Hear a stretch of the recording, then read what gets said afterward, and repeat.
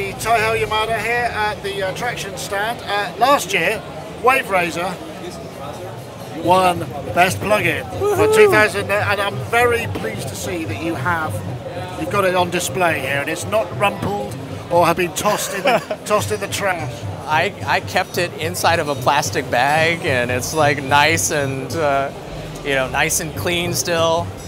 It was the highlight of last year. I was smiling the whole time after we got that. Thank you so much for that honor. It was great. So what's been happening with Waverazor since then? Well, so since then, we've been working on our editor version, which is finally close to release. Last year we introduced Waverazor as a brand new sort of synthesis with patent-pending oscillators that slice up waveforms and recombine them into harmonically rich sounds. It allowed you to do new things like multi-sync, which is hard sync at multiple simultaneous points within a cycle or beyond a cycle. You could do mutant AM, which is this complex sequenced ring mod that is based on the harmonics that are in each slice of the waveforms. And all of that comes out of like a really powerful synth engine. Last night I sat down and counted all the parameters. If you fully max out a Waverazor patch, it is 12,656 parameters. Oh my Lord. And yeah, so that becomes this sort of challenge. Like, how do you make that into something that is meaningful when you're designing a sound? And so the answer for us was to make this editor, which is a contextual editor. At the top, you have a kind of like a block diagram of a synthesizer voice. It's traditional, like what you would expect, oscillators into filters, into an amplifier, into effects. And you use those to navigate around the voice of the Waverazor patch. So if I want to look at the oscillator, then I can bring it into focus here in the center of the interface. And it's contextual, so what you see on the left and right hand sides are things that are related to the oscillator. So on the left you have a LFO that is doing vibrato to the oscillator. And if I bring that into focus, then I can see that this LFO is also affecting the other oscillators. I can move back to the oscillator and see that those are feeding the oscillator mixer, which is also going into the filter, and the filter is going into the amplitude mixer. And so you can move through the voice path that way, or directly jumping through it with these blocks.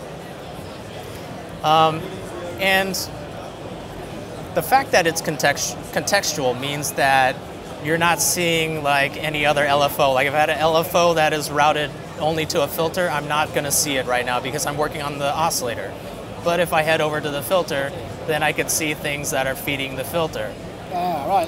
That's an interesting one, because I mean, with that many parameters, you've really got to kind of figure out a way to get around it. Yeah? Absolutely. It's like an information management challenge. It's like in most user interfaces, they give you like a fixed page, and you might be only working on one section of that page. And I think it vibes more like a hardware synth, right? Like I've got 3 LFOs, and I'm working on them on this page. I've got a certain amount of knobs or whatever, right? In our system, you can have anywhere between 1 and 128 LFOs. So how do you plan for that? Wow, the answer was to do this this contextual interface that only shows you things that are relevant to whatever you're working on at that moment. And it also frees us up to do these crazy things. Like if you're thinking of the user interface in a hardware mentality, you put a page there and you only have 3 LFOs on it, and that's all you can show.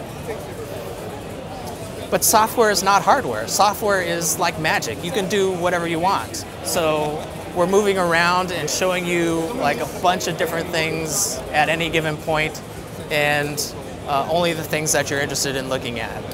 And that way we can pack in all the things that we can pack in this synthesizer, which is quite a bit. I mentioned up to 128 mods. You can have up to 484 modulation routes. In the oscillators themselves, you can have anywhere between 1 and 16 slices of different waveforms, and zoom in on any particular slice, change the phase, change the tuning, the levels of it, and it's through zero bipolar. So there's a lot of points where you can modulate things and get different sounds. In the filter section, we have 3 filter block configuration, you can pull a single filter into that configuration. You have a bunch of different ones to choose from, but you can also put in filter configurations in that block. So this is a split configuration. You can do a block configuration that is serial or parallel, or one split into 2. Yeah, absolutely. And that's all in that one filter block that is itself running in series or parallel. It has this sub block here. Right, okay. And you can even go really crazy and get 8 filters in a filter bank. These are in serial, parallel, split configuration, and then a combination of serial, split, serial. We'll probably come up with some more configurations. If you do the math, that times 3 filter blocks means that you can have up to 24 filters running at any one time. What's the roadmap for getting this out to public release? So we're really close finally. I think we're shipping in March, but we may get it out sooner. But the idea is that, we've had a lot of patient customers. They've been waiting a year for full editing, and we're going to get it to them. So all the bells and whistles might not be in, but this sort of movement that you've seen and how you move around the patch and edit the parameters, that's there already. This is what we're showing at the show. This is a working editor. Excellent.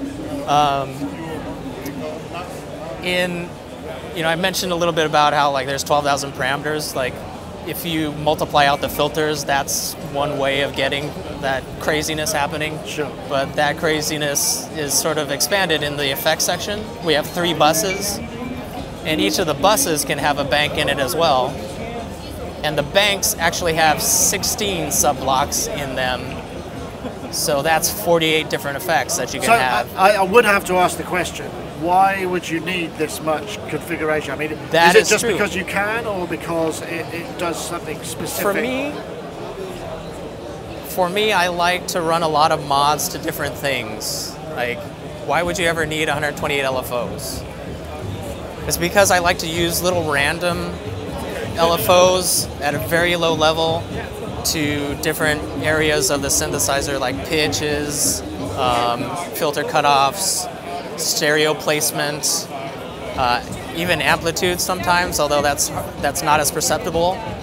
But if you route a lot of little random variations to it, it starts feeling animated, it starts feeling alive. So, I mean, it seems like what would make sense is to have these kind of preset modulation matrices that you could just call up really quickly, so as part of the sound. Is that something that would make sense? We don't have it yet, but there's so much complexity in the synth.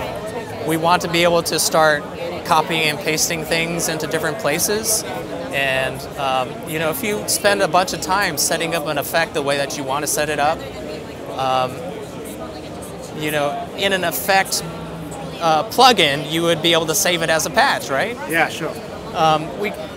When you're making a synthesizer, it's one of the most complex things you can make because it encompasses also effects and mixers and things like that. So that's definitely on my radar. We have something that's an effects processor that should be able to save patches. We don't have it in this current version, but we're still working on this. This is ongoing for us, and we'll continue to add new functionality to Waverazor throughout the year.